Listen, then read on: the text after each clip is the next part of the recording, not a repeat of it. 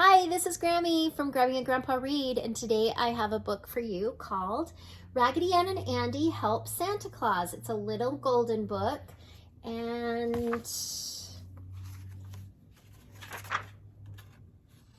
the author is Polly Curren, and it's illustrated by June Goldsborough.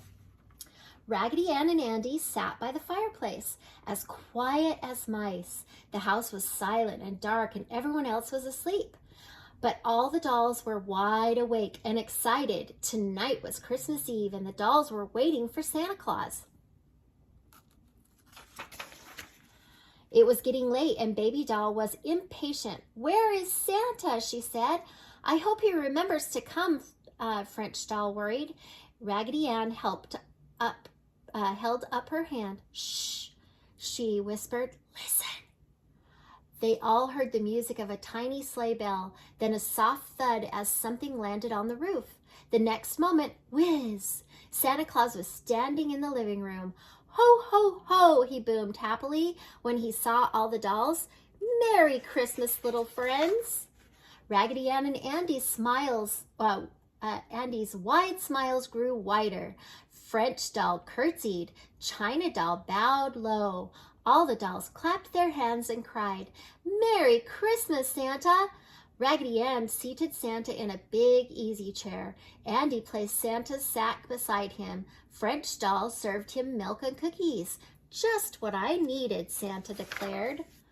Santa opened his sack and began taking out gifts and putting them under the tree. Just as he finished filling the stockings, bong, went the clock in the hall. "Bless my whiskers," Santa exclaimed. "I must hurry. I have to go to the old house this year before I start home to the North Pole." The Raggedys and the other dolls were surprised. They thought the old house had been empty for a long, long time. "Do children live there, Santa?" Raggedy Ann asked eagerly. "Ho, ho, ho," Santa chuckled. "There are 3 very good children, Nancy, Donnie, and Paul. I have a train and dolls for them right here in my sack." Then, quickly, Santa slung his sack up on his back. After placing his finger aside of his nose, whiz, Santa was gone.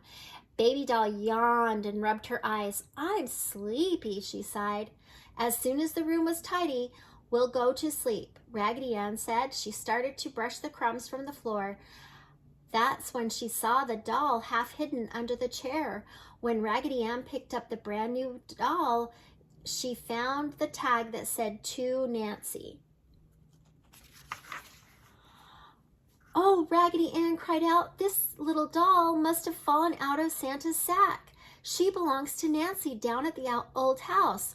We must take her there," Andy said at once. Then he frowned. "But the old house is far away. How can we get there?" Up spoke Fireman Doll. "We can use my fire engine," he said. Andy shook his head. "Too dangerous," he said. "The roads are covered with ice. We must find some way," Raggedy Ann said as she and Andy put their heads together. At last, Raggedy Ann looked up happily. "I know," she cried. "We'll use Marcella's sled. We'll ask Fido and Peterkins to pull it, and Cowboy Doll can use his rope to lasso the chimney. And you and I will climb up the rope to the roof," and Andy added, too excited to be quiet any longer. "We like to climb." "I'll be the driver," said Fireman Doll. "I'll lend my basket," Baby Doll offered. "I'll bring my rope," Cowboy Doll offered. Raggedy Ann smiled at the brand new doll. "And I'll hold you carefully until we get you to the old house," she promised softly. "Santa will leave you there for Nancy." Off went the dolls to wake Fido and Peterkins. And a few minutes later, everything was ready.